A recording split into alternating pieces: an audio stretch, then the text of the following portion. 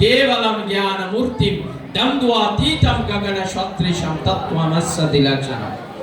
এই সমস্ত গগন সদৃশে সমস্ত দ্বন্দ্বাতীত করে দেয় তিনি হচ্ছেন এই ব্রহ্মানন্দ গুরু। তাই এই ব্রহ্মানন্দ গুরুকে পেয়ে আমরা আমাদের মনের মধ্যে চাঞ্চল্যতা সৃষ্টি করার কোনো সুযোগ নেই।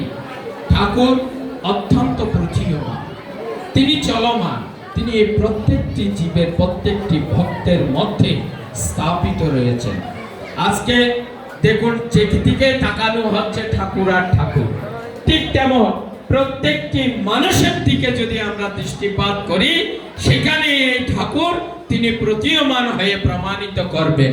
তাই আপনাদের একটু বলতে চাই, আমাদের আশ্রমের সঙ্গে একটি ঘটনা আছে ঠাকুর পরিবারের সন্তানের।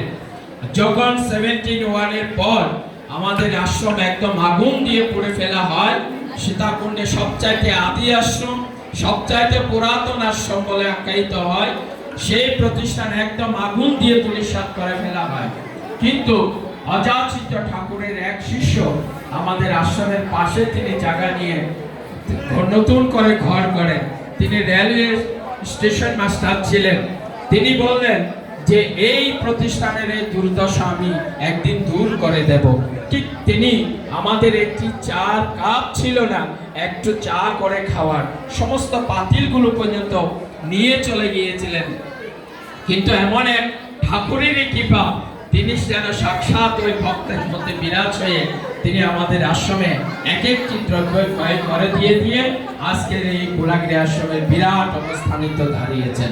তাই ঠাকুর পরিবারের এবং গোলাগিরি পরিবারের এই সৎ মহাপুরুষের, এই সৎ গুরুদের কখনো বিভাজন হয় না। এখানে কোনো দ্বন্দ্ব নেই, এখানে কোনো পরস্পরের কোনো প্রকার দ্বন্দ্ব নেই। সম্প্রীতির সহিত যে গুরু পরম্পরাগতভাবে বিরাজমান করছেন, যেটি আমাদের উপনিষদ বলেছেন, আচার্য হচ্ছেন ওই আচার্য, যেমন গীতাতে বলছেন যিনি তত্ত্বদর্শী তিনি সমদর্শী। তাই ঠাকুর তত্ত্বদর্শী ছিলেন বলে সমস্ত ভক্ত শিষ্যকে সকলের কাছে সমন্বয়করণ করে পরম ব্রহ্ম এক, এক ও ব্রহ্ম দ্বিতীয় নাস্তি, সেই বার্তায় পৌঁছে দিয়েছেন। তাই শুধু ভক্তজন, আমি আপনাদের কাছে আবারও ক্ষমা চেয়ে নিচ্ছি। গুরুর প্রতি বিচলিত না হয়ে নিষ্ঠা ভরে, তার প্রতি নিষ্ঠা ভরে সব জ্ঞানের ভাবে রেখে তার আদর্শ প্রতিপালন করুন।